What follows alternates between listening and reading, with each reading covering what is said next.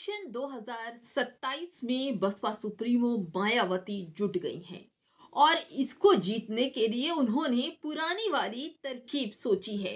यानी social engineering के जरिए तमाम उन समुदायों तक सीधे पहुंचेंगी और बसपा के किए गए काम को याद दिलाएंगी और साथ ही साथ सभी को जोड़ने का काम करेगी, क्योंकि इस वक्त अगर हालात की बात की जाए तो इस वक्त मुसलमानों के हालात बेहद नाजुक और बेहद खराब हैं।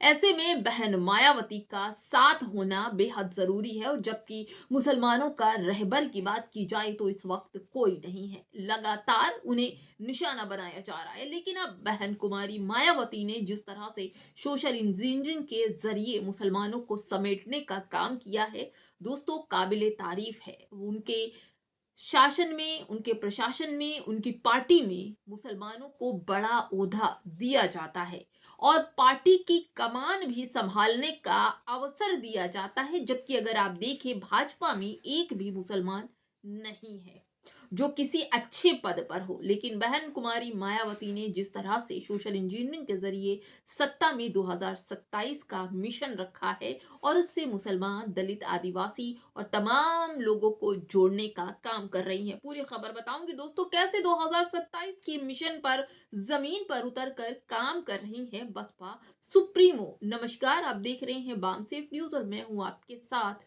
शैला। दोस्तों, इन दिनों बसपा सुप्रीमो मायावती जमीन पर उतरकर सोशल इंजीनियरिंग का काम कर रही हैं। वो उनके जो लोग हैं, कार्यकर्ता हैं, वो हर समुदायों के बीच पहुंच रहे हैं।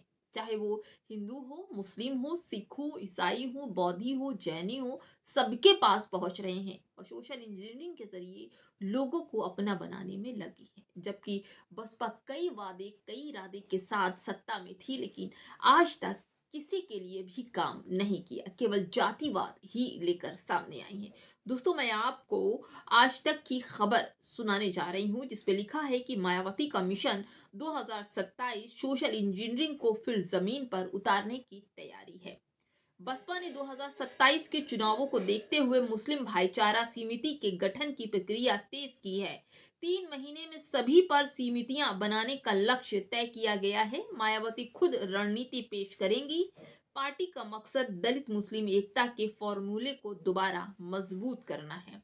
अब आप ये समझिए दोस्तों, कैसे इस देश में सबसे ज्यादा अगर मजलूमियत की बात की जाए तो दलित और मुस्लिम ही है, क्योंकि इन्हें ही रोजगार चाहिए, इन्हें ही घर चाहिए, इन्हें ही राजनीति में जगह चाहिए, इन्हें ही शिक्षा चाहिए और इनके पीछे ही मनुवादी सोच पड़ी रहती है।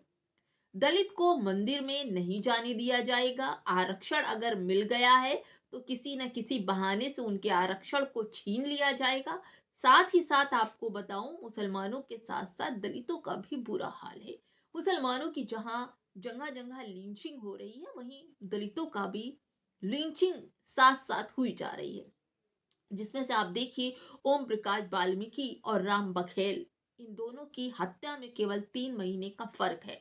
जबकि मुसलमानों की रोज मॉब लिंचिंग में हत्या हो रही है। लोग अवसर देखते हैं कि कभी गोरीला, कभी तलवार, कभी कुछ कभी कुछ, इस तरह से बांटने की, मारने की बात करते हैं। लेकिन किसी ने भी शिक्षा पर ध्यान नहीं दिया, किसी ने किसी की नागरिक की तकलीफ पर ध्यान नहीं दिया। अगर दिया है तो केवल बहन मायावती ने दिया है।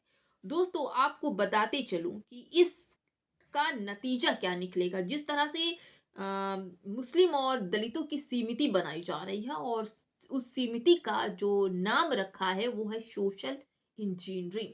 इसी सोशल इंजीनियरिंग के जरिए जरिए बसपा ने 1995 में सत्ता में पहली बार आई थी और उसके बाद इसी फॉर्मूले के तहत उन्होंने सबको जोड़ने का काम किया था और सबके लिए काम किया था। यानी कि स्कूल, कॉलेज, मदरसा, अस्पताल, सबका काम उन्होंने किया और सबके उत्थान के लिए बहन मायावती ने काम किया, जब तक वो देश की, उत्तर प्रदेश की मुख्यमंत्री रही। दोस्तों, इस बार बहन मायावती फिर से शपथ लेने जा रही हैं और इसके लिए उन्होंने वही पुराना फॉर्मूला, सोशल इंजीनियरिंग फॉर्मूला अपना लिया है।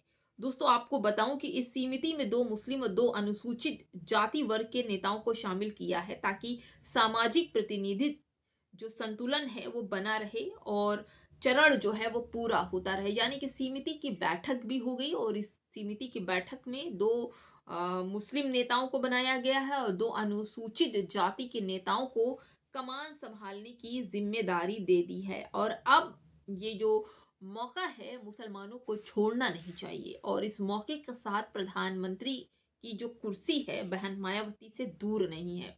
उत्तर प्रदेश से दिल्ली तक का सफर ज्यादा दूर नहीं है दोस्तों, लेकिन सबका साथ सबका विकास होना चाहिए। नारा तो किसी और का है लेकिन पूरा बहन मायावती करेंगी। दोस्तों मैं आपको बताऊं कि बुधवार को बैठक में जो बैठक हो रही है उसमें विधानसभा और बूथ की संरचना तय की जाएगी, जिसमें करीब 100 से ज़्यादा मुख्य नेता और मंडल स्तरीय सदस्य शामिल होंगे। मुस्लिम समिति होगी, प्राथमिकता में ओबीसी पर बाद में फोकस किया जाएगा, लेकिन सबसे ज़्यादा अगर रणनीति की बात की जाए तो मुस्लिम समाज को लेकर नई रणनीति बहन मायावती ने गठित की है और इसमें कई ऐसे बड़े नेताओं को भी शामिल किया गया है जो मुस्लिम नेता हैं, जो पूरी रणनीति में शुरू से लेकर आखिर तक शामिल होंगे। इन्होंने कहा कि आगामी महीनों में राजनीतिक रणनीति को अमल में लाया जा सकता। वहीं ओबीसी भाईचारा समिति के संगठन में 6 माह का समय लगने की संभावना के चलते बसपा ने मुस्लिम समिति को प्राथमिकता दी है। बैठक में इनके कार्य क्षेत्र और जिम्मेदारियों पर विस्तार से चर्चा की जाएगी। यानी कि आप देख रहे हैं किस तरह से मुसलमानों को सताया परेशान किया जा रहा है, उस पर चर्चा भी होगी। बसपा का यह कदम मुस्लिम और ओबीसी समुदायों के लिए बेहद जुड़ाव वाला है और यहाँ पर दलित और मुस्लिम को एक करने और उनको जोड़ने की बात होगी, उनके साथ खड़े होने की बात होगी जो बहन मायावती करेंगी। पार्टी मानती है कि भाईचारा समिति के माध्यम से जमीनी स्तर पर संपर्क बढ़ाकर 2027 में चुनावी समीकरणों में फिर से अपनी स्थिति मजबूत की जा सकती है। बसपा की जो अगली बैठक होगी वो 15 जनवरी के बाद ही होगी, क्योंकि इसी बैठक में 15 जनवरी को जो फैसले लिए जाएंगे इसी बेस पर काम किया जाएगा और ऐसे ही फैसले 2027 के लिए तैयार किए जाएंगे। दोस्तों आप ये सोचिए, अगर दलित और मुस्लिम एक हो जाता है और दोनों ही मिलकर बहन मायावती के लिए आगे बढ़ता है, क्योंकि आना भी चाहिए, क्योंकि मुसलमानों का वोट तो तमाम पार्टियों को चाहिए, लेकिन मुसलमानों पर जब बुरे वक्त आते हैं तो सभी हाथ खाली कर देते हैं। अभी हाल ही में आपने देखा किस तरह से तुर्कमान गेट पर मुसलमानों की जमीनों को अवैध बताकर वहां पर बुलडोजर चले, पत्थरबाजी हुई, पुलिस अरेस्ट कर ले गई, लेकिन कोई कुछ बोलने वाला नहीं है। दिल्ली में न जाने कितने सालों से जबरदस्ती मुसलमानों को दिल्ली दंगों का साजिश बताकर 5-6 लोगों को 5 सालों से बिना ट्रायल के जेल में रखा गया, जिन्हें कल रिहा कर दिया गया। लेकिन सोचने वाली बात है कि अगर कोई नेता इनका होता मुस्लिम मुसलमानों का तो जरूर बोलता। बहन मायावती सत्ता में न होने के बाद भी तमाम लोगों के लिए सवाल उठाती हैं। और ये सोचिए, अगर बहन मायावती सत्ता में होती तो क्या आजम खान जेल जा पाते? क्या मुसलमानों के बड़े बड़े नेता जेल जा पाते? क्या वो बच्चे जिनकी पढ़ने की उम्र थी और उन्हें जेल में बिना ट्रायल के रखा गया, क्या वो जेल जा पाते?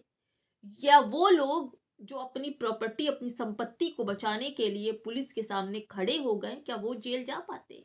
आई लव मोहम्मद का पोस्टर उठाने के बाद जिस तरह से मुसलमानों के साथ बिहेव हुए, पूरे देश में दंगाइयों ने दंगा किया, मुसलमानों के खिलाफ पोस्टर निकाले, रैलियां निकाली, आपत्तिजनक नारे लगाए, क्या ऐसा हो पाता? मुसलमानों के पास अब भी समय है 2027 का। उन्हें ये सोचना होगा कि दलित और मुस्लिम एक हो जाते हैं, एक समिति बनती है, भाईचारा कमेटी बनती है, तो बहन जी इसका भरपूर फायदा उठाएंगी और मुसलमानों के साथ डट कर खड़े होंगी। ऐसे ही नहीं उन्हें आयरन लेडी बोला जाता, ऐसे ही नहीं उन्हें जिंदा देवी बोला जाता। सिर्फ दलितों की मसीहा नहीं है, मुसलमानों को उनका साथ देना चाहिए और मुसलमानों को खुलकर ये बोलना चाहिए कि संविधान से देश चलेगा, किसी धर्म से देश नहीं चलेगा। ये लोकतंत्र है, हमें अपने बचाव में आवाज उठानी चाहिए, हमें अपने बचाव में अपने घर अपने आशियाना बुलडोजर से नहीं तोड़ना। और ये सब कुछ होगा कैसे? होगा तभी जब बहन मायावती आपकी सरपरस्ती में होंगी। एक डोर, एक पावर मुसलमानों के पास होना ही चाहिए, चाहे वो सपा हो या कांग्रेस हो, सबको चाहिए मुसलमानों का वोट। लेकिन मुसलमान बोलने के लिए भी ट्विटर पर मुस्लिम लिखना भी ये लोग नहीं चाहते। मोहब्बत की दुकान लगाने वाले राहुल गांधी तब गायब हो जाते हैं जब मुसलमानों के घर बुलडोजर चलता है। मोहब्बत की दुकान लगाने वाले राहुल गांधी तब भी गायब हो जाते हैं जब मुसलमानों को गोलियां मारी जाती है, मुसलमानों को जेल में भरा जाता है, जबरदस्ती उनको दंगों की आग में झोंका जाता है।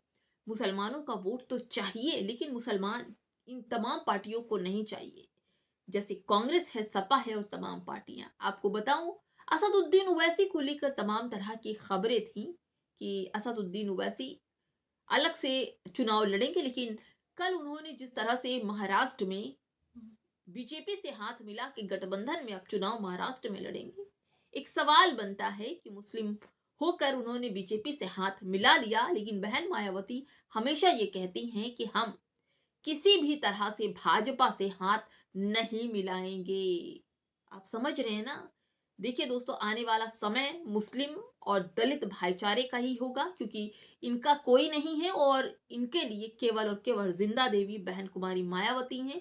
और ऐसे में सवाल आप तक छोड़ कर जाती हूँ कि किस तरह से मुसलमानों की सरपरस्ती कौन देखेगा? दलित और मुस्लिम अगर एक हो जाते हैं तो मनुवादी सत्ता में जो लोग विराजमान है ना, उनकी कुर्सियां चटक जाएंगी, दो टुकड़े हो जाएंगी जिस दिन मुस्लिम और दलित एक हो गया। कमेंट बॉक्स में जरूर बताइएगा।